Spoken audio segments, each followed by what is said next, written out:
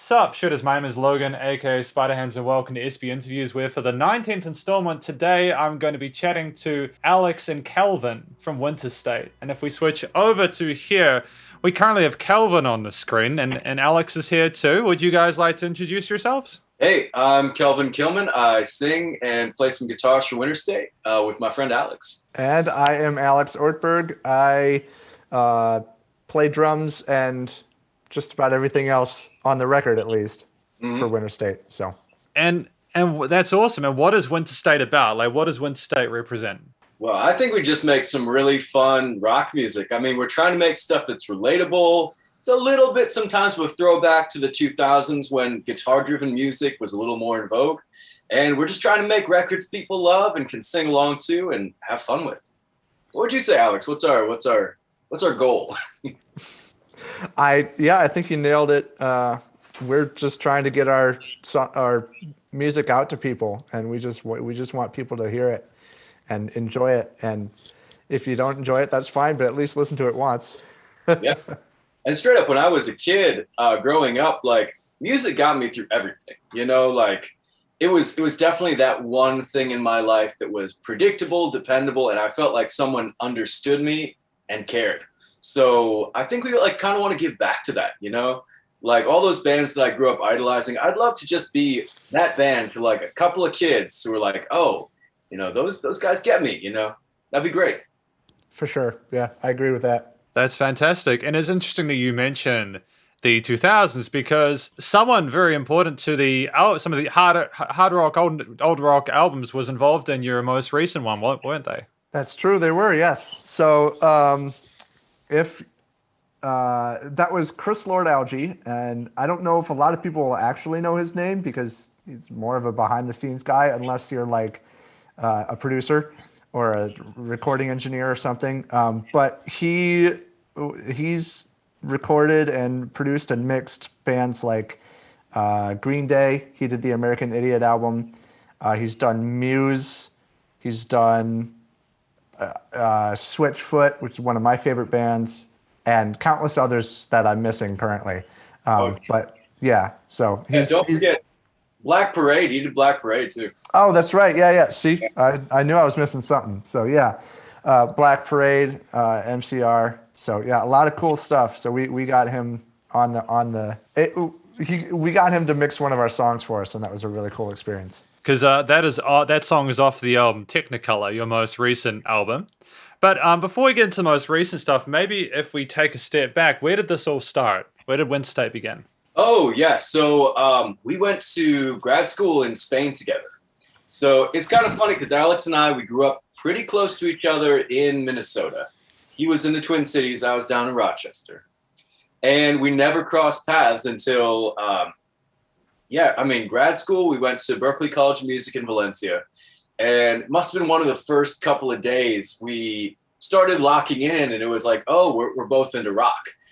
And that was, honestly, I feel a little bit of an unusual thing at Berklee. There was a lot of jazz, a lot of world music, stuff I love, but we wanted to make some rock music. So we started gigging in Spain together, doing some like showcases and stuff, and you know, we graduated and we couldn't keep away from each other. So we're still making... You moved to Seattle, so there's that. Okay. I did move to Seattle. I love it out here, but in terms of finding someone to collaborate with, you know, there was a connection that was really good, and we just, you know, we couldn't fight it, and we just kept going. And now 2 albums later, and we've done a bunch of shows together, getting some radio play. It's been a really fun journey. So. Because, like, is that where you started with music? Like, was like, you know, Berklee getting together and joining a band, was that your first forays into music, or did you do any stuff before then? Oh, wow. For Not me, together. I played stuff as a solo artist for a long time and played in some little punk bands. I mean, growing up in southeastern Minnesota, it was mostly like skate parks and stuff. There was an old place called Bored to Death where we used to like have shows in the half pipe was like the pit. But I mean, it was all kind of DIY, like very, very like just doing it for the sake of doing it. You know, we didn't expect it to go anywhere. I know Alex was in a ton of bands too. Yeah, I started in 6th grade with a band called, we were first called the Maestros. and then we were called Autobahn, and then we were called Heartbeat Radio. We went through a few iterations, but yeah, started in middle school with a couple of my good friends, and then continued on into college. Played in a few bands there as well. I've been playing drums for like 20 plus years, so yeah, I've been doing this a long time. For me, it's always kind of been like a dream to try and just be in a band, and that's what I do. Or be a full-time musician, I guess I should say, which I am now. So I'm living the dream currently. But you know, stadium shows and that kind of thing is always kind of, when you're in your teens and you're playing in a rock band, you're always just kind of dreaming of that as you're playing to your 15 friends in your basement, you know. So that's kind of always been the dream. Nice. It's really wholesome. You guys have got some really wholesome objectives with this. Like, have these goals been consistent throughout your musical careers to this point? Have you wanted different things? Like, what inspired you to get into music in the first place?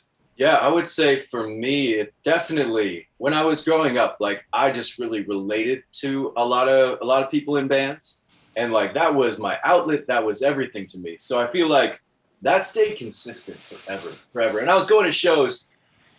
I went to go see, what was that band? Stroke 9. And I remember I begged my dad to take me up to Moorhead College. And like I finally wore him down, and it was like a 10-hour drive to get up there just to see this one band I loved when I was like 12 or whatever. So like those guys have been huge for me, like having that outlet.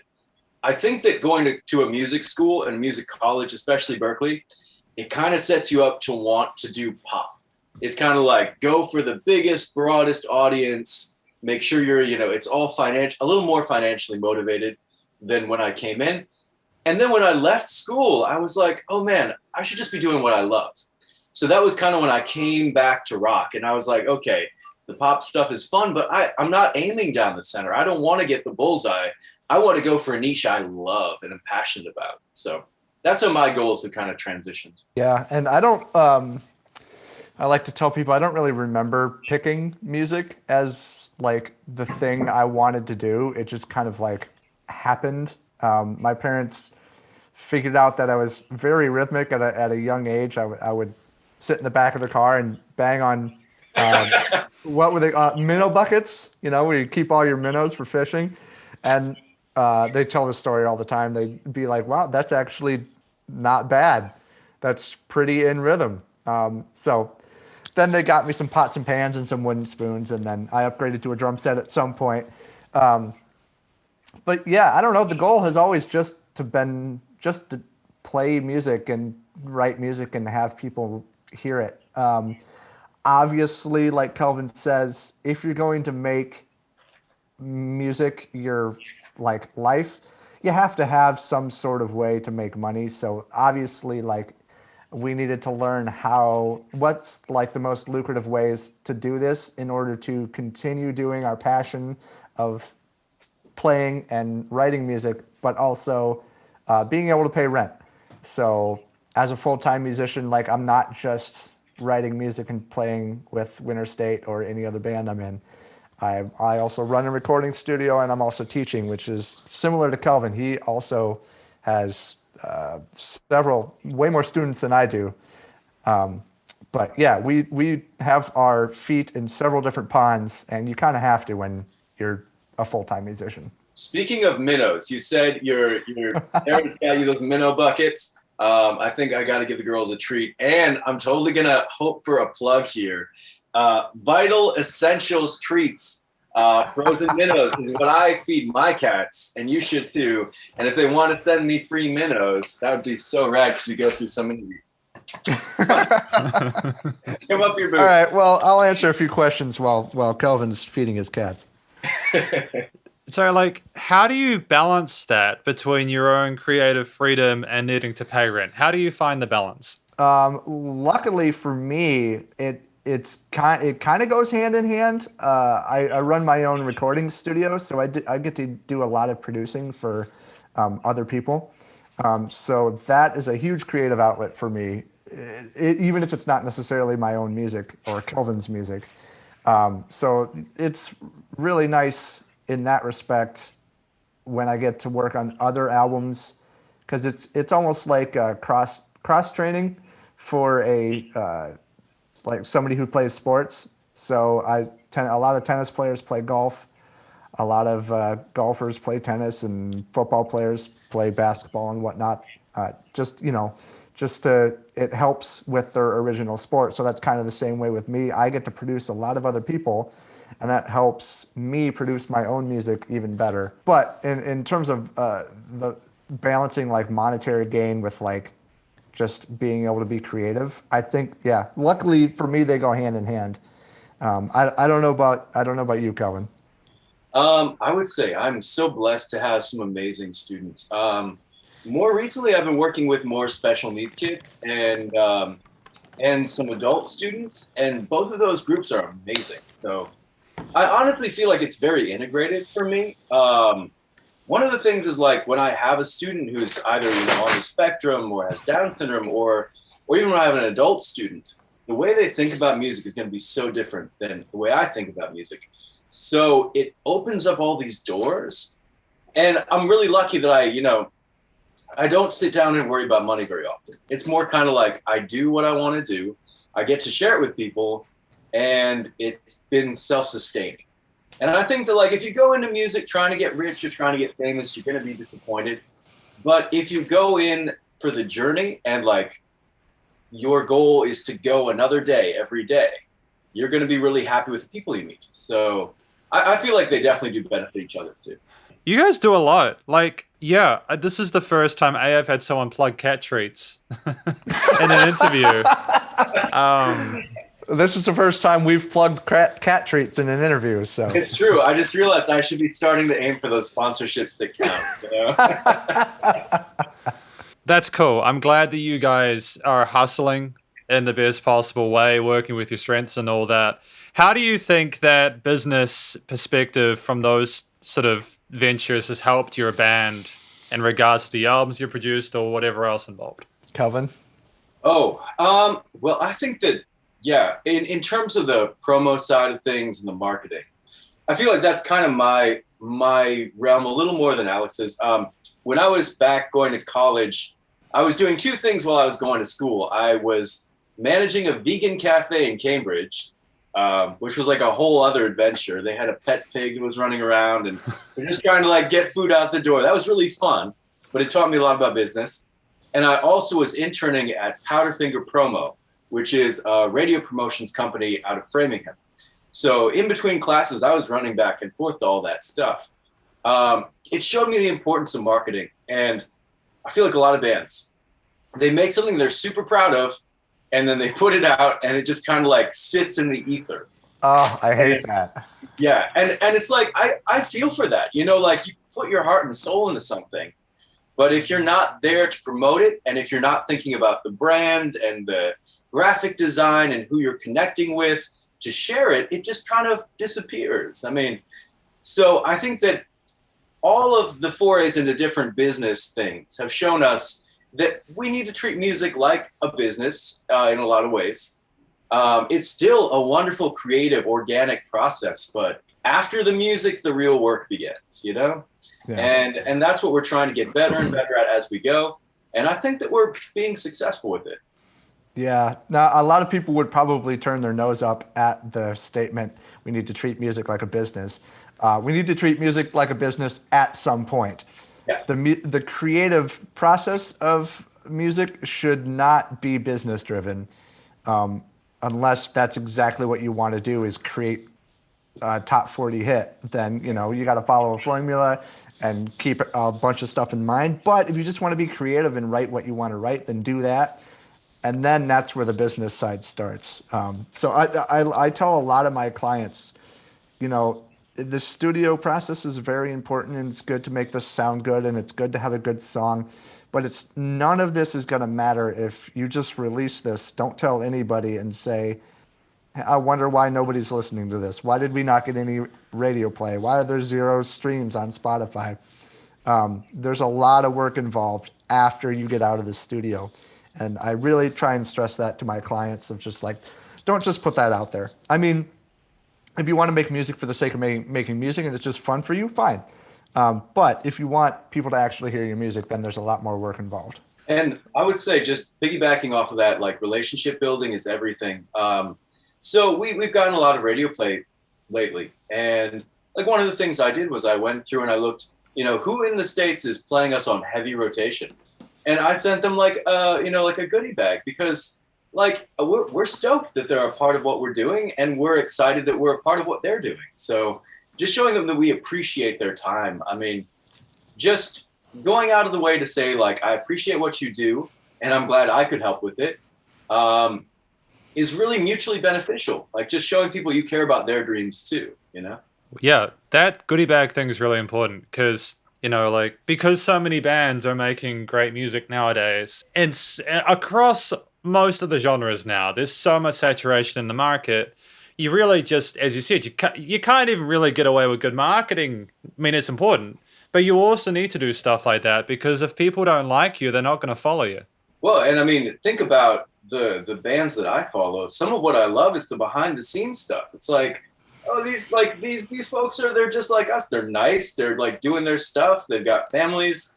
Like, it's really wholesome, and it made me feel more connected to them. So I hope that we're the type of people that, when we're seen outside of the music, we're genuine. That's important. So, like, how do you balance that creative? Like, you mentioned rock versus the pop stuff, like the pop stuff being fun, but the rock obviously being something you're really passionate about. So how do you balance those two when you're like recording an album? Oh, that's a great question for Alex. I feel like from a compositional standpoint, Alex does a lot of the layering on. I mean, he creates very layered compositions, and they have a pop sensibility very often in the guitar work and the drums. Yeah, it kind of comes from my eclectic, and I wouldn't call it like extremely eclectic in the sense of eclectic, but it comes from my, like, I listened to, well, when I was younger, I'd listen to like Rush, Led Zeppelin, The Who, Van Halen, all that classic rock stuff.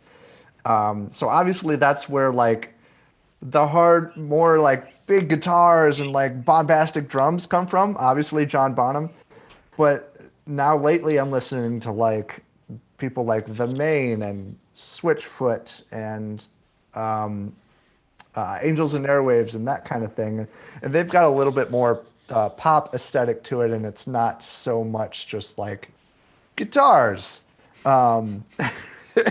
Guitars. That's essentially classic rock in a nutshell. But so yeah, I tried. And it's not like, oh, I'm not trying to let's put some pop sensibility into this song so that it reaches a wider audience. That's just what my ear likes, because of the music that I've been listening to. Essentially, when I write a song, or when Kelvin writes a song and he brings it to me, I'll say, okay, what band do I want this to sound like? Okay, this, for like our single, for instance, I was like, okay, it's got a nice groove to it. It could be dancey. I was really listening to a lot of Angels and Airwaves at that point. So I was like, okay, let's make this sound like Angels and Airwaves. Which every time I do that, it doesn't work. Because I'm me. I'm not Tom DeLonge, right? So even however hard I try to make it sound like Angels and Airwaves, some people might be like, "Oh, I can hear that," but not quite. And that's fine, because I don't want it to sound exactly like Angels and Airwaves, right? I want it to sound like me, but influenced by somebody else. So that was a long-winded answer for a simple question, but there you go.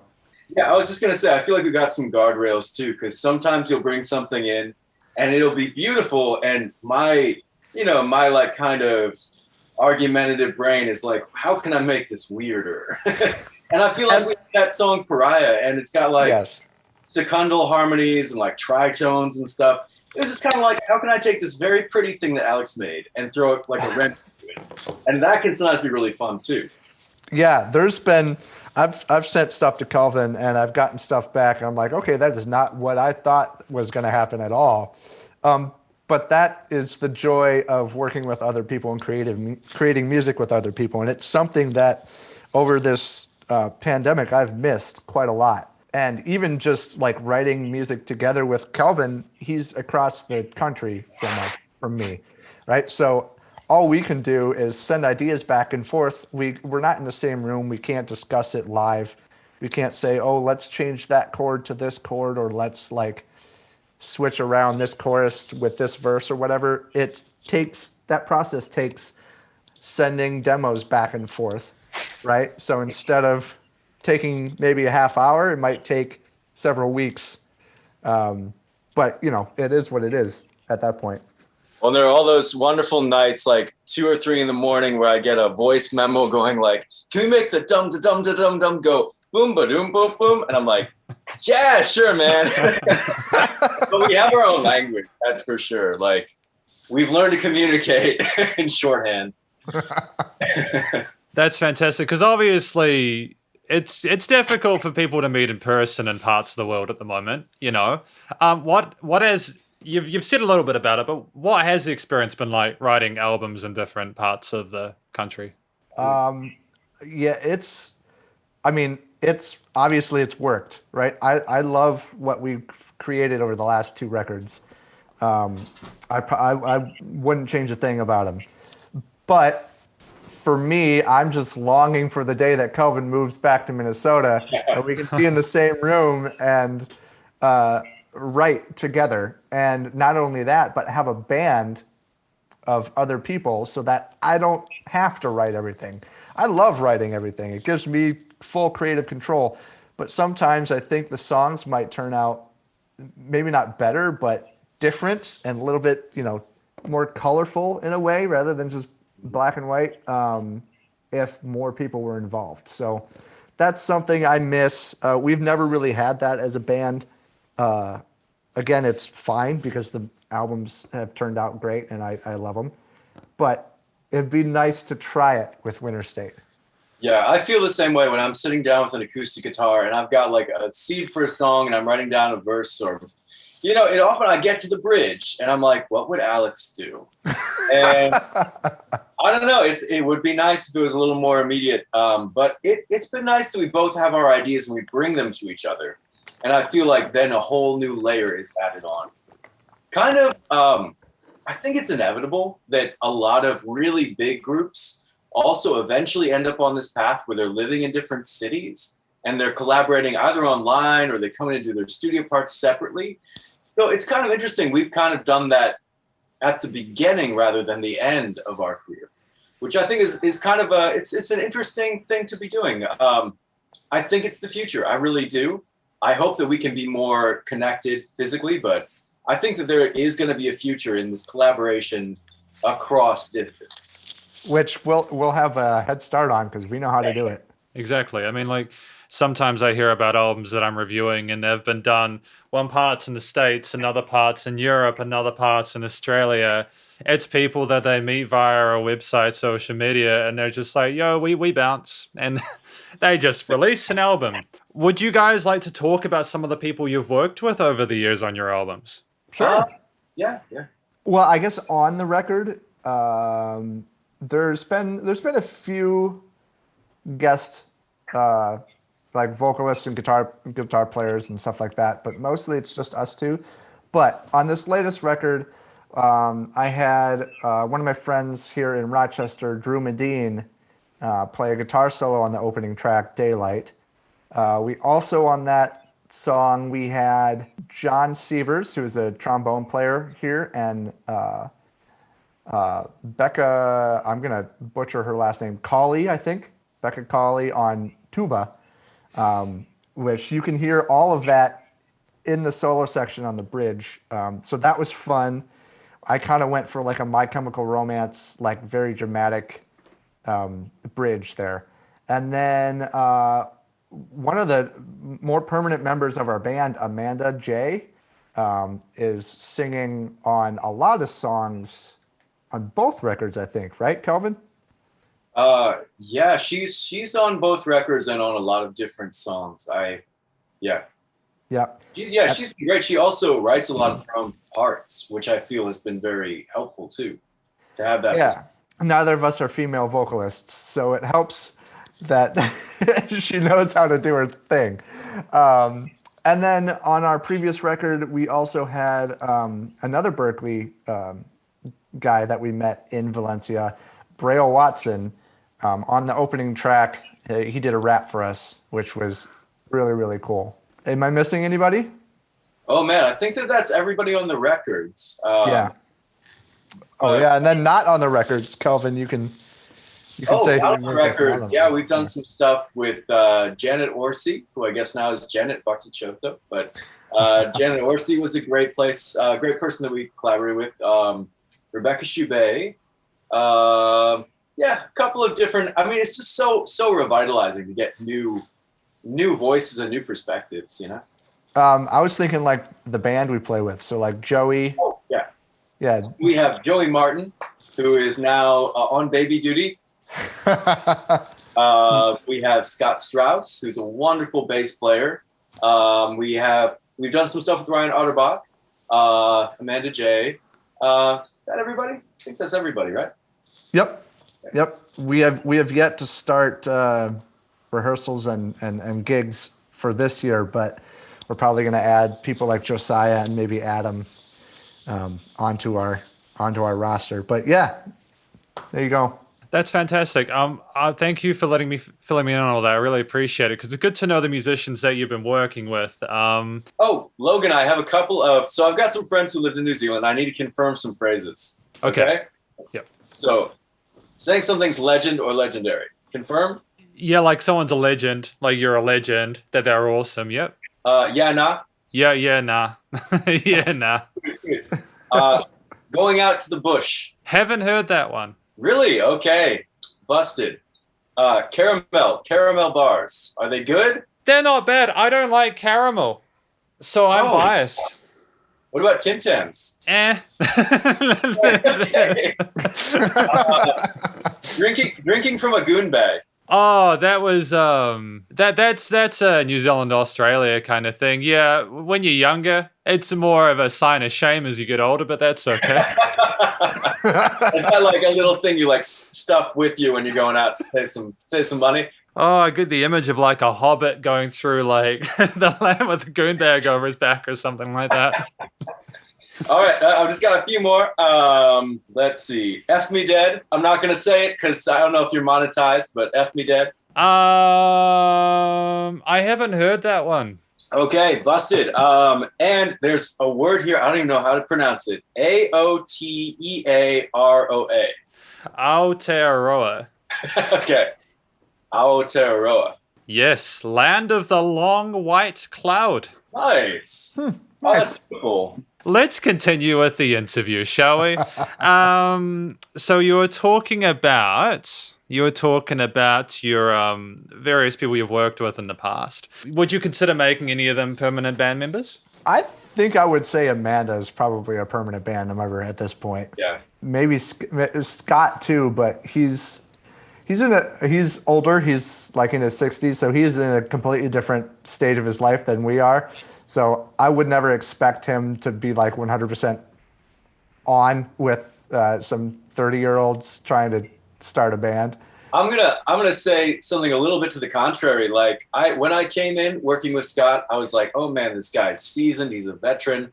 I don't know. I expect him to be some sort of sage, like guru, to give us advice. But on the contrary, he has more energy than most of us. No, I'm not saying that he doesn't want to do it, but I would never expect him to because he's at a different part in his life. But Amanda, for sure. Amanda's definitely part of Winterstate.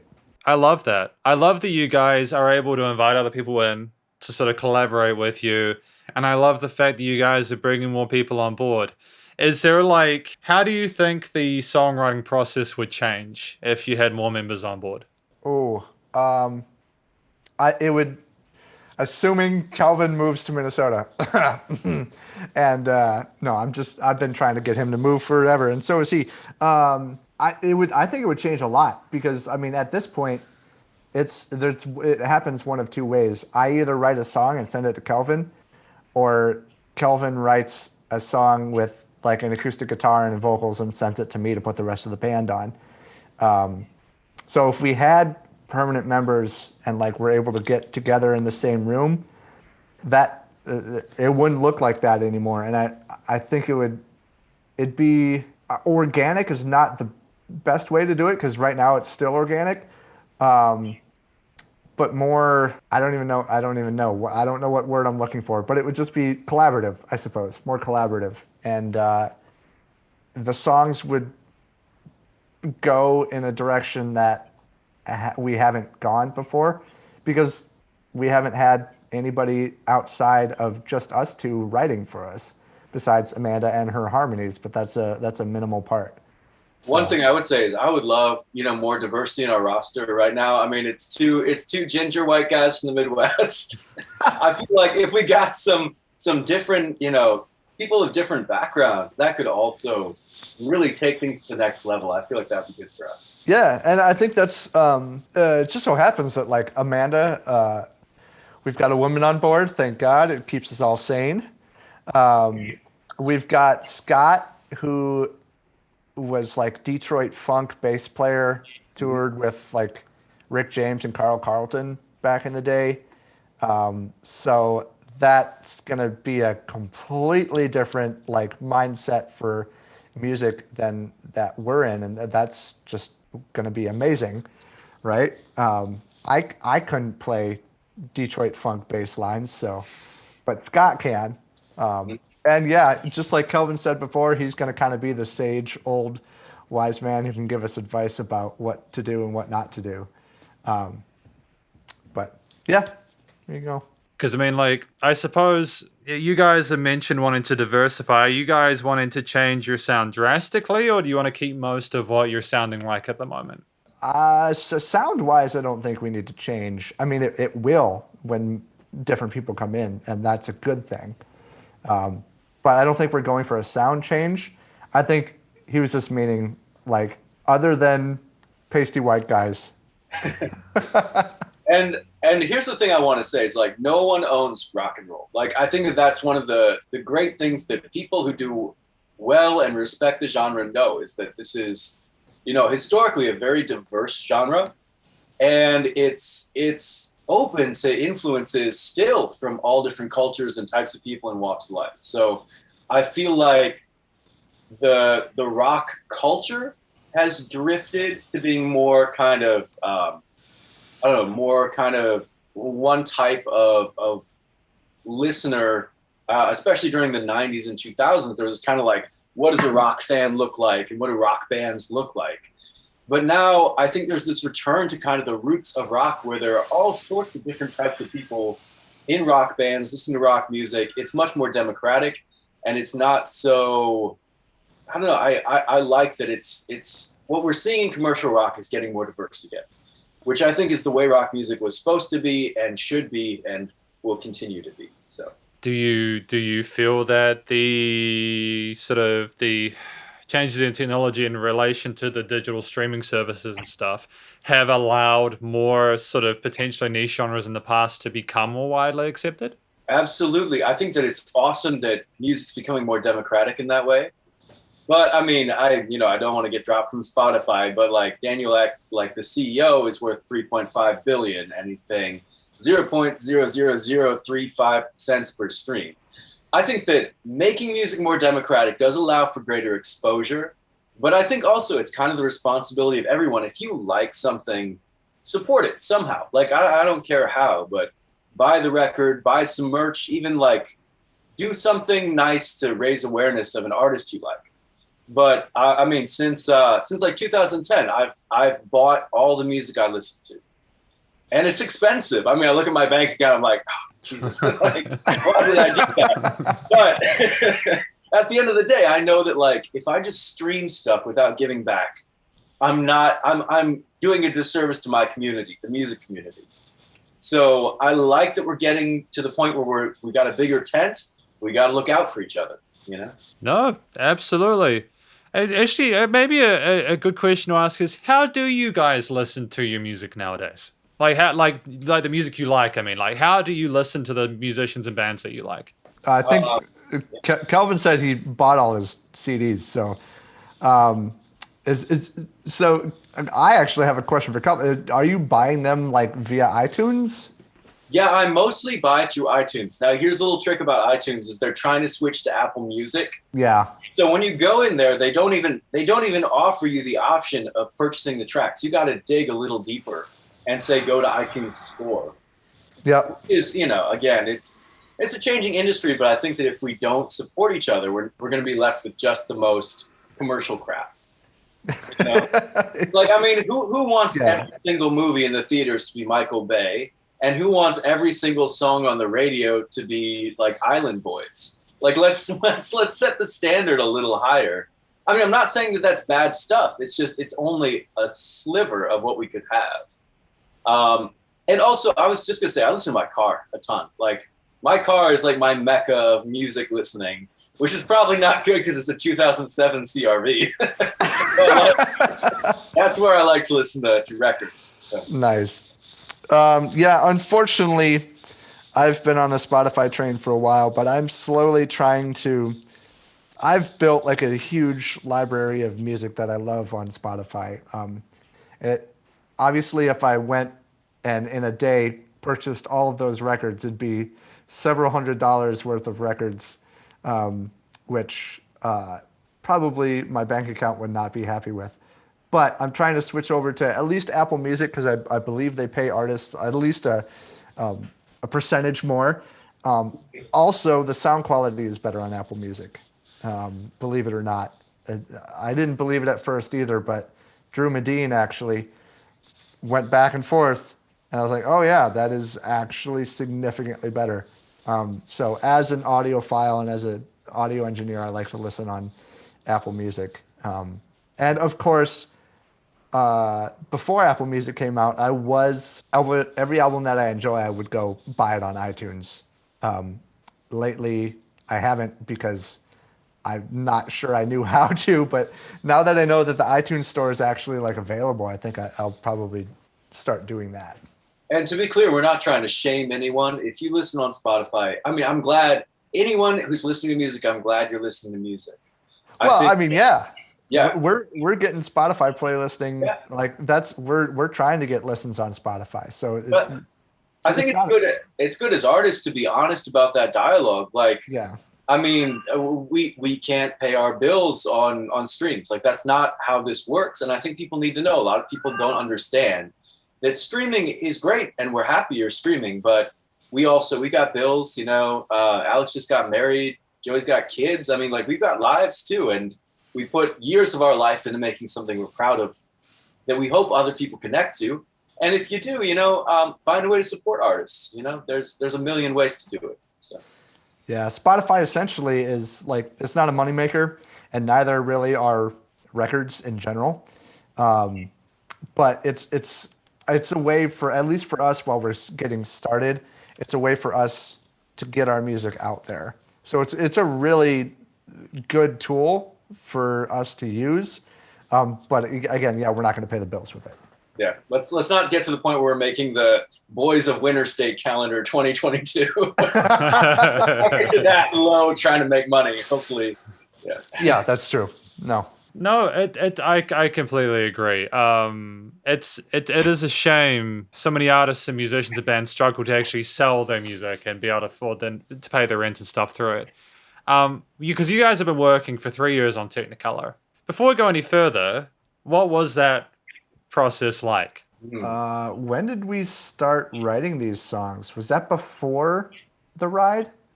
I actually remember the first session we did for Technicolor. We were actually playing shows for the ride. We were kind of like touring around the Midwest a little bit, and I was in your basement and laid down the acoustic part for When the Stars Align. And that was, I think, You recorded that at my house? Yep. That was in your basement. And that was the first piece of audio we got for that record. I don't remember recording that at all. Oh, I do, because I had that black guitar that I accidentally smashed when I opened up the case without latching it, and the back was all muffed up. But yeah, that was the first thing we've done. I think that for us, making records is like a slow process where we really do take a lot of care. Like, we're not rushing into a room just banging them out. We spend months and years trying to figure out how to make a song the best it can be. I also think that's a byproduct of just how we have to do it. Yeah. Over the internet. Unfortunately, a song can't come together in 20 minutes with us. Mm-hmm. It might come together in 20 minutes for my half or his half. Yeah. But for the entire process, it's a long time. But then it gets down to the point where we live with it for a long time. And, you're listening back and you're like, oh, well, that chord, maybe could be a little bit different. Or maybe we can change this section. And I feel like maybe we wouldn't make some of the choices we do if we didn't have months living with these songs. It's kind of like we get to really dig in and really tweak. And, it's good and it's bad because sometimes we go crazy. And I know when we were mixing and mastering, I think that we got to the point where Alex just wanted to beat me up. Well, no, I mean, I had to remind myself as somebody who is mixing and mastering and producing your own stuff, which a lot of people say don't do. You really have to remind yourself that, okay, hey, at some point we have to say enough is enough. This is it. It's going to be what it is, which is hard to do when you listen to your music over and over and just say, oh, okay, maybe the kick can be a little louder. Oh, now the vocals are too loud, or maybe they're too bright. And like that could go for months and months and months. So at some point, which is why for On Top of the World, I was just like, you know what? Screw it. Let's just have Chris Lorde Algae do it. Loki, I feel like you're having flashbacks. Are you having dramatic flashbacks to the mixing process? Yeah, I'm sorry. We didn't bring up your past or anything. No, it's because like it's relatable for me. Like, how do you even know when a song is done? You have to decide that it's done. A song could almost never be done. You know what I mean? Like, because throughout the years, from writing the song to like whenever you play it 5 years down the road, it's going to be maybe the same song, but quite different. So you could say, oh, well, we recorded that song 5 years ago, but now here's all these other things that we're doing. And I'm running into that with one of my clients right now, where the record's taking a few years, mostly because of COVID, and the songs have changed. So they want to go back and redo a bunch of stuff, but they also want to release it, right? So at some point we have to say, okay, this song is done. It is what it is. It's a representation of where we were 2 years ago, and we're okay with that. Because, I mean, with Chris Alge, right? Chris Lorde Alge, should I say? Chris Lorde Alge. Excuse me. I'm having a moment. How long did it take for him to mix it? Well, it was a little bit, probably a different process for him than usual because, and part of the reason why I asked him to do it, because I wanted to learn from him. So I was like, hey, Chris, would you mix this song, but also teach me how you're mixing it at the same time? And surprisingly enough, he said, sure, let's have some Zoom lessons together. So it probably took him a little longer to do it than usual. But it was over about 3 weeks, maybe 4 with the tweaks that Kelvin had afterwards. 3 or 4 weeks to mix it. I have to imagine he'd probably have more like a week turnaround if he wasn't teaching me at the same time. So, but yeah, it was pretty quick. And thankfully, like, he's a professional, so he knows, like, he put a limit of like, okay, I'm going to give you 1 tweak session. I'm going to give you the first mix, and then you get 1 round of tweaks, and then anything after that, you have to pay me more. So that kind of puts like, okay, we got to be done with it, right? We got to make a decision. Luckily, he gave us 2 tweak rounds because Kelvin hadn't heard anything and then came in with some tweaks. So he was nice enough to get us 2 rounds of tweaks, but after that, it was done. Yeah. I feel like limitations also can be really productive. But I mean, that whole session with Chris, I mean, that wouldn't have happened. I don't want to say like silver lining to COVID, but the fact that people have like their schedules were cleared in those early months, it was kind of like you could reach out to people and just say, hey, you want to work on this? And you get surprising yeses from people who just had to reorganize their whole schedule. So I feel like it kind of was a strange opportunity to be able to just ask, hey, you free? you know? Yeah, and I thought, you know what? Why not? Maybe he'll never respond. Maybe he'll just laugh me off because I'm a nobody. But he didn't. It was really nice, and he's like, yeah, sure, absolutely. I'll mix and teach you how to do. So I learned a lot. We got a great mix out of it. The single is amazing. Yeah, it was completely worth it. That's phenomenal. Like, that's so cool. That isn't it amazing? Like, because Abbey Road Studios, they allow mastering as well. Like, if Yeah. you want to, you can just go get. I mean, I know you guys got mastered by Ted Jensen. Is that correct? For the single, yes. And what was that process like? That was less. I was thinking about asking him the same thing, but I decided not to. That was pretty simple. Chris had worked with Ted Jensen many, many times. So once Chris was done with the mix, he sent it straight to Ted, and then Ted sent it to us. So it was pretty hands off for us, the mastering process. Excellent. Like, do you think how do you view that now? Because obviously you've been involved with a lot of the studio production for your own stuff. Would you consider doing more stuff with other mix engineers in future, or do you prefer having the control over that kind of stuff?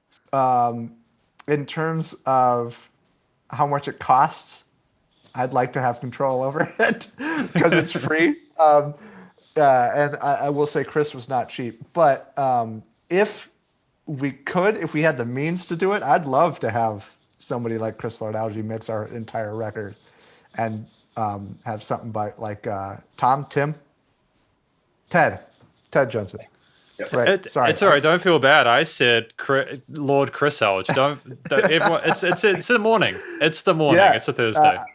I don't know. I'd love to have somebody else do it because then it's like I don't have to spend. It's way less stress, and I know it's going to turn out well because of who they are and what they've done. And they've worked with me before, so it could be cool. But again, you gotta have some cash to do that. Yeah. It's all about trust too. I mean, it's nice to have somebody whose opinion you really respect, because then, you may have some reservations, but if they tell you, especially like when to stop, like the question you asked earlier, like, it's good, let it go. Like that is the best phrase I ever hear. It's good, let it go. And I'm like, Yep. Oh, okay, we're there. Because sometimes you don't know where that point is. No. Like when I'm doing vocal takes, I'll be like, oh, I could get that one syllable a little better. And it's like, no one cares. No one cares. So having someone be like, it's a good take, leave it alone. Like that's very, very valuable. Yeah, for sure. This is a bit of a hot take in today's music industry, especially in studio production. Is it important to leave the mistakes in certain situations? In certain situations, yeah, I think so. As a drummer, and Chris said something to this effect. He's like, "Hey, did you like fix your time mistakes on this song?" And I said, "No, I didn't." He's like, "As a drummer, you might want to do that," which I see his point, but also like it takes away a little bit of the human aspect of it for it to be that perfect. There are things that will go kind of above and beyond to make sure it at least is better than when we performed it. So like vocal tuning and stuff, that always happens, even though it might not necessarily need it. It still always happens. Same with some of the drum editing here and there. But honestly, I'm not too picky. If I can't hear that it's out of time, I'm not going to fix it. Because if I can't hear it, I guarantee not a whole lot of other people would be able to hear it, except for maybe Chris Lorde. Yeah, and on the same topic, like with vocal tuning, everybody overdoes it so much. I mean, I'm going in there, I'm looking for things. If there's a great take and there's a mistake, and that's the one thing that's out, fix it up, sure. But this snap to grid, I mean, I hear a lot of stuff on the radio where, the vocal tuning is so overdone, it just gives you a headache. It doesn't sound real. And I feel like even in rock, maybe especially in rock, you hear some of these commercial releases, even stuff coming out Epitaph records and stuff where it's just it's like, what did they do? Why are they trying to make it sound that auto-tune? And I just don't get it. I'd rather it feel a little bit more real. Yeah, and if I think they're going for perfection essentially, and for some reason, maybe they think people want that, and maybe some people do, and maybe some people like that sound. I have to imagine most people like that sound actually, but I mean, we're not making music for other people. We're making music for us, and we just want people to hear it and listen to it. Well, when people come to a Winterstate show, I want them to know that they're going to get more or less what they heard on the record. Like, I don't want them to come and be like, why is everything different? Why are they, like, I feel like we try to make music we can reproduce in a physical space. And if the production changes the way we're writing or producing that music, it's not going to read on stage. So. Yeah, I got to be careful with that with, 3 or 4 guitar layers and synthesizers and all that. So you could go a little crazy. But no, I do tune everything. I do use snap to the grid, but the trick is to not, you can like make it so you'll see like the inflections of your pitch on the tuning machine, and you can make it so it goes shoop and it's all flat. Oh, I hate that. Yeah. Right. So, and I think that's where people start really hearing the effect of the tuning. And I just leave all that stuff, but the general pitch is snap to the grid. So you can make it so it doesn't sound like it's tuned, but it is tuned, which is usually how I do it. The same type of thing as loudness, right? Like we have this conversation a lot about like how loud can we fluffs. Like, we don't want to distort it or make it seem over compressed, but it's always kind of a nightmare of like what's natural but still polished. Yeah, that's something that I was very surprised about when we got back the master from Ted Jensen. It was loud, louder than I know how to get it without making it sound distorted. But like the master sounded great. But yeah, there's also something to be said about not making it too loud. But it was like 2005 level loud. Yeah. Yeah. Different era. Ooh, loudness war loud. Yes. Yeah. But I mean, like, it wasn't like, I don't know. We didn't notice that until we put it side by side with like a Switchfoot record or something. Yeah. And then, it's the same loudness. And then we played our old record and shoop. Oh, that's really quiet. But whatever. And I'm going to be honest, at the end of the day, we loved the mix, we loved the master, and we turned it down ourselves on the record. So that one, just so it's consistent, like that track is a little quieter. That's what it is. In terms of overall volume, when we committed it, Yeah, so it's no longer -5 lefts. -5. We're getting really technical. Yeah. It was hitting that negative. Well, he obviously knows what that is, but yeah, it was hitting that -5, which is like the Switchfoot song "Stars" came out in 2005, and that was our comparison. That was -5 as well. Oh, but like Spotify normalizes it to like 14. Yeah, but we mastered The Ride, our 2019 record, to -14, and it sounds quiet. Yeah, it's one of those questions like, yeah, they are going to turn it down a little bit in volume, but these like arbitrary numbers are fluctuating. I think they're not going to stay right at -14. So it's like, at the end of the day, like, don't blast it, but if it sounds good and it's in the ballpark, I think wasn't it -9? I didn't think it was -5. It was -5. Really? Wow. Yeah. Yep. We went for, I think on The Ride, I think we went for 11, 10. Well, no, we had two versions. We had a CD version and we had a streaming version. Oh, sorry, not The Ride. We got real specific there because we were like, we want the CD to sound not quiet compared to other CDs in your CD player, but we want the streams to be dynamic enough. So. Yeah, because you can't normalize your CD player. Oh, that's wild. 5. Yeah. Yeah, man, it was the 2000s. Everybody was like, loud, loud, loud. Let's go. And that could have been partially my fault, because I did mention to Chris that one of my favorite mixes of his was Stars by Switchfoot, which was off that record in 2005. So I don't know. Maybe he mentioned it to Ted, and Ted was just like, all right.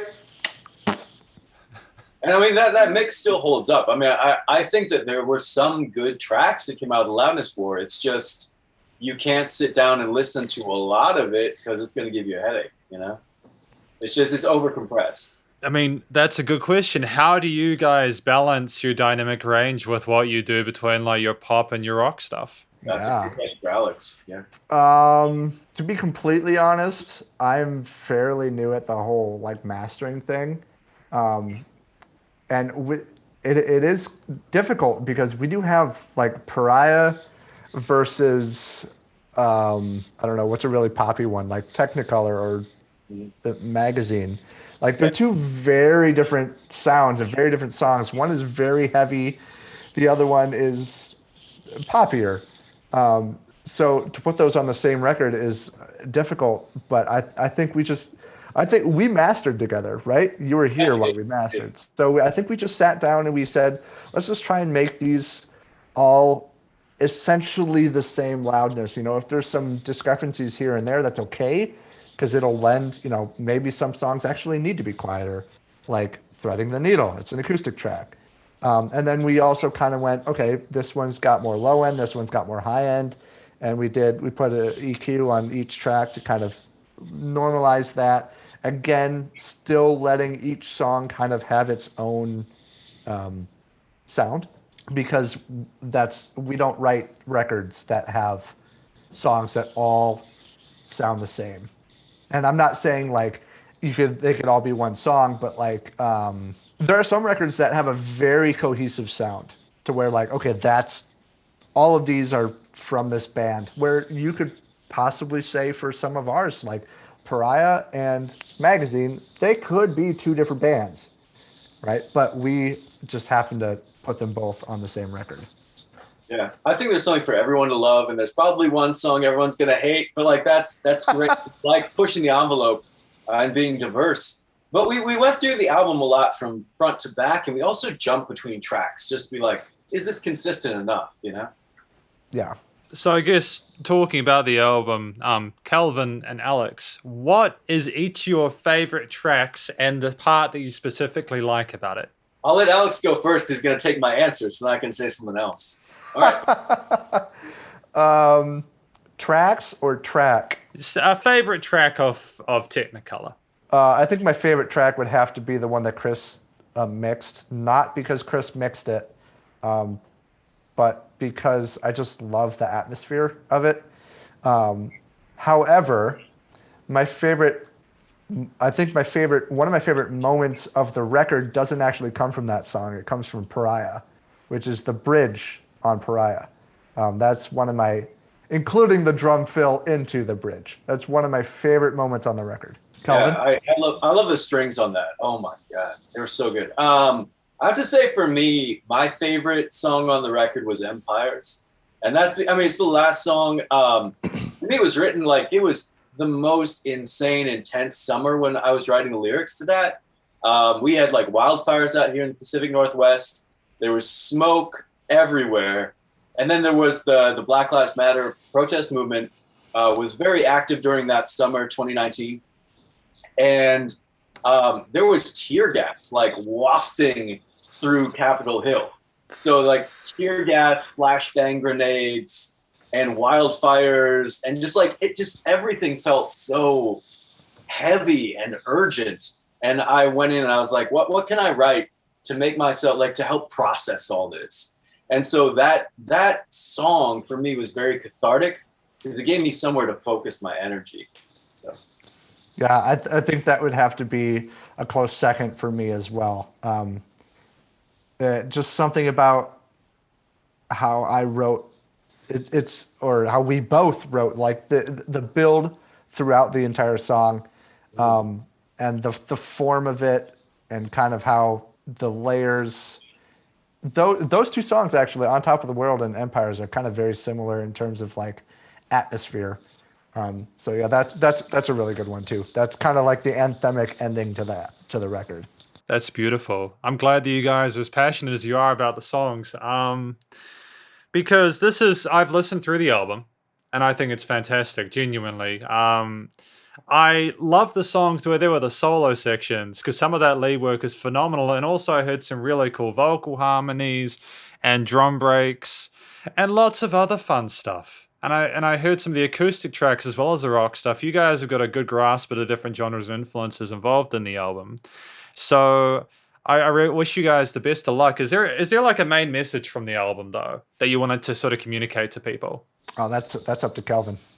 I mean, yeah, I guess as the more of the lyric writer here, I think that what we want to communicate to people is look after each other. I mean, we're all in this crazy experience together, and I mean, let's face it, the last couple of years have been pretty crazy. And I mean, whatever happens, whatever we come across, I think that community matters, getting involved matters, making the difference you want in the world matters, and just remembering, I mean, don't let yourself become too soulless in this whole process.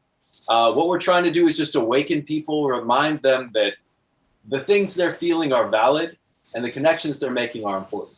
You know, that's what I hope they take away. And support independent music. Oh, yeah. If you want to do that, we'd be happy to. Not necessarily us, just everybody. You know, in whatever city you're in, your local bands, they need you. They need you to come out to shows. I know it's kind of hard right now, and then that's fine. Stay home and be safe. But at some point, we got to go to shows. Like I even am not going to enough shows, mostly because I have just sessions all the time. But if I could go to more shows, I would, and I really want to. So yeah. Buy and support the art you love. I mean, even beyond music, if you see something you like, make sure you invest in it because we need that diversity in the world, you know? And if you can't go to shows, buy merch, stream the music, do other things. Awesome. I mean, because I was about to ask, where can people go to support you and show some love? Sure. We are on pretty much any streaming service you could probably find. We also have a website, winterstatemusic.com, right? Winterstateband.com. Oh, I could never remember. I could never remember. Yeah, winterstateband.com. We also are on Facebook, Instagram, YouTube. We have all of our stuff on streaming platforms and iTunes. And you can also buy it through cdbaby.com. We also have merchandise on winterstateband.com. We got cool new Beta Fish t-shirts. Oh, Scarlet. I can show you. You got one? Hey. That plug. Yeah, that's beautiful. Nice. That's a beautiful t-shirt. Sorry, it has dog hair all over it. That comes with every t-shirt. Fantastic. Look, you guys sound like you've really got your stuff together. I'm proud of you guys for what you managed to accomplish with the album, and it sounds like you two, as well as the people you've worked with, have got a bright future ahead. Have you got any plans? I guess this is the final question before we finish. Have you guys got any plans for the future, immediate plans, or? Yeah, I have been working, now that I don't have to worry about mixing, I've been working pretty tirelessly to try and book gigs here in Minnesota and the Midwest for like the summertime. Kelvin's going to come out here and spend a few months, and we're going to try and play as many shows as we can to support the record. Along with our friends Amanda and Scott, they're going to be there. They're going to be in the band. We're going to go back to some of the venues that we were at in 2019 and trying to hit some new ones. So we'll be around the Midwest and specifically in the Minnesota area if you're looking for us.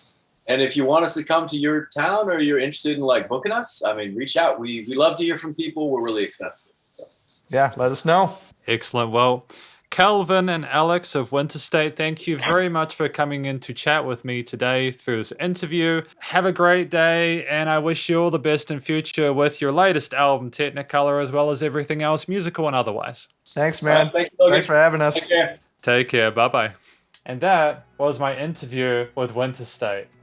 I thoroughly enjoyed talking to these guys about their music, their backgrounds, their careers, everything. They're such talented, lovely people, the both of them. Clearly talented, clearly have a passion for music, and they've also got an understanding of what it takes beyond that to be able to make a living within the genre. And I as someone who was also involved in the studio stuff, and as someone who's been a music teacher for a decade now, I can sympathize between trying to find balance between, working as a educator, as a session musician, but also as a musician who wants to have a future in the industry, have a creative outlet and all that good kind of stuff. If you enjoyed talking to Winterstate, please do go and check out their various social medias, their websites, everything. I'll put it here. I think I put that stuff there during these conclusions. Stay cool and stay safe, and please remember to support your local musicians and artists at this point in time, as they need the help more than ever with all the crazy stuff going on in the world. And I'll catch you in the next interview. Spider hands out.